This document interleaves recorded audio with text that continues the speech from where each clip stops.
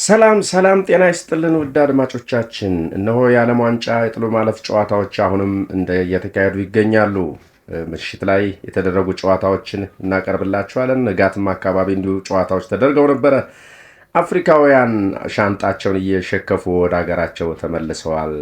የሚገርም ነው። በጣም የሚገርም ትንቅንቅና ትግል ካደረጉ በኋላ በአሁኑ ሰዓት እንግዲህ ወደ ወሳኙ የጨዋታው ክፍል እየተጓዙ ባለበት ሰዓት ጥሩ ጨዋታዎችን ቢያደርጉም ነገር ግን በሚፈጥሩት ስህተት በመሸነፍ ላይ ይገኛሉ። በምሽት ላይ ኢንግላንድ ከዲሞክራቲክ ሪፐብሊክ ኮንጎ ጋር ጨዋታቸውን አድርገው ነበረ። ይህ ጨዋታ እጅግ ሲጠበቅ የነበረ ጨዋታ ነው። አፍሪካዊቱ ሀገር ምን ተሰራለች? እንግሊዝም ካለበት አንዳንድ ድክመትና ጉዳት የተነሳ ምናልባትም ኮንጎ ታልፋለች የሚል አንዳንድ ግምቶችም ነበሩ። ነገር ግን ጨዋታው ምሽት 1 ሰዓት ላይ ተካሂዶ ነበር። ብዙ ተመልካችም ነበረው። ምክንያቱም ጨዋታውን ለመመልከት ለእኛ ሀገርም እጅግ ምቹ ነበረ። ነገር ግን ኢንግላንድ ጨዋታውን አሸንፋለች። በትናንት በአትላንታ መርቼዲስ ቤንዝ ስቴዲየም ነበረ ይህ ጨዋታ የተካሄደው። ስፔን ጋር ነበረ ለዲሞክራቲክ ሪፐብሊክ ኮንጎ የመጀመሪያውን ጎል ያስቆጠረው። ድንቅ በረኛ ነበረ የዲሞክራቲክ ሪፐብሊክ ኮንጎ በረኛ ፖሊሲና። እጅግ የሚገርም ሴቮችን፣ የሚገርሙ የእንግሊዝ እንደ ሮኬት የሚወረወሩ የሚወነጨፉ ሙከራዎችን ሲያድን ነበረ። ይህ በረኛ በእርግጥም በአውሮፓውያን ውስጥ አይን ውስጥ ገብቷል። የሚገርም ምሽት ነበረ ያሳለፈው። ሞፓሌ የሚገርሙ የእንግሊዝ ሽቶችን እንግዲህ ሲያድን ነበር ያመሸው። የሚገርም ሴቮችን ሲያደርግ አይተናል። የአልሜሪያ የመስመር አጥቂው ነበር ሴፒንጋ የመጀመሪያ ጎል አስቆጥሮ ዲሞክራቲክ ሪፐብሊክ ኮንጎን እንድትመራ ያደረጋት። እስከ እረፍት ድረስ ዲሞክራቲክ ሪፐብሊክ ኮንጎ እንግዲህ አፍሪካዊት ሀገር አፍሪካን ወክላ እየተሳተፈች ያለች ሀገር እስከ እረፍት 1-0 ብትመራም በኋላ ላይ ግን እንግሊዞች ተጠናክረው በመምጣት ጎርደን ያሻገረለትን ኳስ በ74ኛው ደቂቃ ላይ ሃሪኬን በግንባሩ ማስቆጠር አቻ አደረገም። ሳካ ለራይስ ለጎርደን ለሃሪኬን ወደ ጎል ቀየራት። የሚገርም ቅብብል አድርገው እንግሊዛውያን ሀገራቸውን ታድገዋታል። እነዚህ አንጋፋና በዓለማችን ላይ ድንቅ ተጫዋቾች እነ ሳካንና ሃሪኬንን ራይስን የመሳሰለ ስብስብ ያላቸው ጎርደንን የመሳሰለ ስብስብ ያለው የእንግሊዝ ብሔራዊ ቡድን የሚያሳዝን ነው። ለዋንጫ እንኳን በዚህ የዓለም ዋንጫ ላይ ለዋንጫ እንኳን እየተገመተ አይደለም። ነገር ግን ትናንትና አፍሪካዊቷን ሀገር አሸንፈው 2-1 አሸንፈው ወደ ቀጣዩ 16 ተቀላቅለዋል። ሃሪኬን የሚገርም ይህ የባቫሪያኑ የባየር ሙኒክ አጥቂ እንዲሁም በፊት የቶትንሃም አጥቂ ነበረ። በቶትንሃም እንደምናውቀው በእንግሊዝ ፕሪሚየር ሊግ ውስጥ አንድም ዋንጫ ሳይበላ እድሜውን የጨረሰ ምርጥ ድንቅ አጥቂ ነበር። ከዛ ከቶትንሃም ወደ ባየር ሙኒክ ተቀያይሮ ባየር ሙኒክ በተከታታይ ዋንጫዎችን በማንሳት የዋንጫ ረሃቡን ያስታገሰ ድንቅ አጥቂ ነው። አሁንም ለእንግሊዝ እንግዲህ የሚገርሙ ጎሎችን በማስገባት በ35 ዓመቱ ታሪክ እየሰራ ይገኛል። ትናንትናም እንግዲህ ከዲሞክራቲክ ሪፐብሊክ ኮንጎ ጋር ያደረጉት ጨዋታ በ85ኛው ደቂቃ ላይ ሁለተኛውን ጎል በማስቆጠር እንግሊዝ ወደ 16 እንድትቀላቀል አድርጓል። የሚገርም አጥቂ ነው። በ35 ዓመቱ ድንቅ ታሪክን እየሰራ ይገኛል። በቀጣይ እንግሊዝ ከሜክሲኮ ጋር ትፋለማለች። ሜክሲኮ ጋር የምትገጥም ይሆናል። እንግዲህ ትናንትናው በተደረገው ጨዋታ አቦሸማኔው ተቀጥቅጦ ወደ ጫካው ተመልሷል ማለት ነው። አቦሸማኔዎቹ ወደ አፍሪካ ኮብልለዋል፣ ተባረዋል። በእንግሊዝ ተቀጥቅጠው እንደነገርኳቸው አፍሪካውያን እንግዲህ ቀስ በቀስ 10 ሀገራት አፍሪካን ወክለው በዚህ የዓለም ዋንጫ ላይ የተሳተፉ ነበር። በ9ኙን ወደ 16ቱ እየተፋለሙ ነበር። ነገር ግን ቀስ በቀስ አሁን ወደ ሀገራቸው እየተሸኙ ይገኛሉ። አቦሸማኔዎቹ አልሞት ባይ ተጋዳይ ነበሩ። በምሽቱ ጨዋታ በጣም ቆንጆ ፉክክርን አድርገዋል። እስከ 60ኛው ደቂቃ ድረስ ዲሞክራቲክ ሪፐብሊክ ኮንጎ ወይም አቦሸማኔዎቹ 1-0 እንግሊዝን አስጨንቀዋት ነበረ። ነገር ግን በመጨረሻ ባለቁ ሰዓቶች ሃሪኬን በተከታታይ 2 ጎሎችን በማስቆጠር 2-1 በማሸነፍ እንግሊዝ ወደ ቀጣዩ ዙር አልፋለች። ዲሞክራቲክ ሪፐብሊክ ኮንጎ ደግሞ ከጨዋታው ከዚህ ቶርናመንት ተሰናብታለች ማለት ነው። ከ2026 የዓለም ዋንጫ ተሰናብታለች።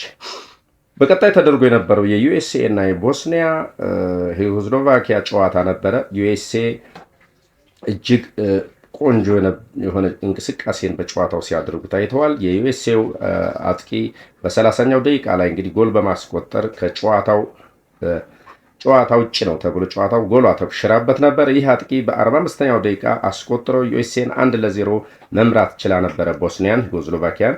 የዩኤስኤ ተጫዋቾች በ62ኛው ደቂቃ ላይ በቀይ ካርድ ከሜዳ ተሰናብቶ ነበረ። ይህም እንግዲህ በዚህ የዓለም ዋንጫ ታሪክ ላይ 11ኛው ቀይ ካርድ ሆኖ ተመዝግቧል።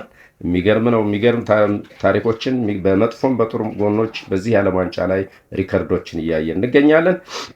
ይህም በ11ኛው ቀይ ካርድ ሆኖ ተመዝግቧል። በ82ኛው ደቂቃ ዩኤስኤ ተጨማሪ ጎል አስቆጥራ ቦስኒያ ሄጎዝሎቫኪያን 2-0 አሸንፋለች። የሚገርም ነው። አዘጋጇ አገር አሜሪካ ወይም ዩኤስኤ ዩናይትድ ስቴትስ ኦፍ አሜሪካ እንግዲህ ወደ ቀጣዩ ወደ 16ቱ ተቀላቅላለች ማለት ነው። ብዙ ጊዜ እንግዲህ አዘጋጅ ሀገሮች እስከ መጨረሻው ሲፋለሙ ጉጉት ጨዋታውን ያማረና የተዋበ ያደርገዋል ማለት ነው። ስለዚህም ዩኤስኤ ትናንትና አዘጋጅ ሀገር እንደመሆን አሸንፏ ወደ ቀጣይ ዙር መቀላቀሏ አስደሳች ነበረ። ዩኤስኤ በቀይ ቢወጣባትም አስደናቂ እንቅስቃሴን አድርገው በተጨማሪ ጎል በጎደሎ ተጫዋች ጎል አስቆጥረው ነበረ። ይኸውም 2-0 ቦስኒያን በማሸነፍ ወደ 16ቱ የተቀላቀለች ሌላኛው ሀገር ሆናለች። ቦስኒያ ተሰናባች ሀገር ሆናለች። በቀጣይም ሲደረግ የነበረው ጨዋታ የምሽቱ ጨዋታ ቤልጂየም ከሴኔጋል እንግዲህ የአፍሪካ ሻምፒዮናዋ ሴኔጋል የነ ሳዲዮ ማኔ ሀገር የሚገርም ሁኔታ አስደማሚ የሆነ ጨዋታ አድርገው ነበረ። ነገር ግን ባለቁ ሰዓቶች በስተመጨረሻ 10 ደቂቃ ጨዋታው ሊጠናቀቅ 10 ደቂቃ ሲቀረው ሴኔጋል መዘናጋትን አሳይተው ነበረ። የሚገርም ነው። የሚገርም እስከ መጨረሻው ድረስ በተጨማሪ መደበኛው ደቂቃ አልጎ በተጨማሪ እስከ 120ኛው ደቂቃ ድረስ ተጉዘው ነገር በቀሩት 10 ደቂቃዎች ውስጥ የመከላከል ችግር፣ በጣም ያለመናበብ ችግር የሚያስቆጭ ጨዋታ ነበር። በአራተኛው ደቂቃ ላይ እና በ85ኛው ደቂቃ ላይ በማስቆጠር ሴኔጋል 2 ቤልጂየም ባዶ ነበረ። ነገር ግን ኋላ በሰሩት ስህተት ሴኔጋላውያን መስዋዕትነትን ከፍለዋል ማለት ነው።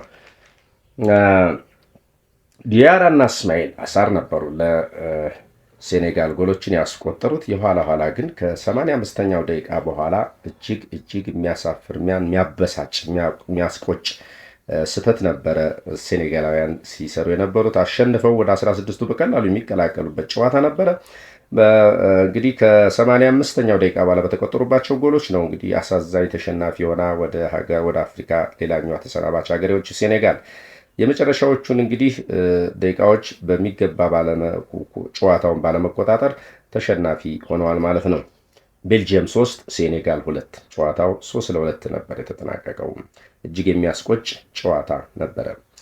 የሜሪ ሉካኮና የዮሪ ቴሊማንስ ባስቆጠራቸው ጎሎች 2-2 ሆኑ። በስተመጨረሻ ዮሪ ቴሊማንስ ፍጹም ቅጣት ምት ቤልጂየም በማግኘቷ ወደ ጎል ቀይሮት ቤልጂየም 3-2 ሴኔጋልን አሸንፋ ወደ ቀጣይ ዙር ተቀላቅላለች። እንግዲህ ባለቀ ሰዓት ነበር ቴሌማን ነበር ለቤልጂየም ጎሏን አስቆጥሮ ወደ 16ቱ እንዲቀላቀሉ አድርጓቸዋል ማለት ነው። የዓለም ዋንጫው ቀጥሎ ሲካሄድ ዛሬም እንግዲህ የተለያዩ ጨዋታዎች እጅግ የሚጠበቁ ጨዋታዎች ይካሄዳሉ። ተጠባቂ ጨዋታ ስፔን ከኦስትሪያ ምሽት 4 ሰዓት ላይ ተጠባቂ ነው። ይህን ጨዋታ ከወዲሁ ጋብዛችኋል። ሌላኛው እጅግ ተጠባቂው ጨዋታ ፖርቹጋል የሮናልዶ አገር እንግዲህ ሮናልዶን ይዛ ወደ ሜዳ ትገባለች። ከክሮሺያ ጋር ትፋለማለች። የክሮሺያው አምበል ሉካኮ ሞድሪች ከክርስቲያኖ ሮናልዶ ጋር ይፋለማል። ይህ ሌሊት 8 ሰዓት ላይ የሚካሄድ ጨዋታ ነው። ማለዳ 12 ሰዓት ስዊዘርላንድ ከአልጄሪያ ከአፍሪካዊቱ ሀገር ይፋለማሉ። እኛ ከወዲሁ እነዚህን ጨዋታዎች እየጋበዝናችሁ እንሰናበታለን። ሰላም ጤና ይስጥልን። ቸር ሰንብቱ። ቻው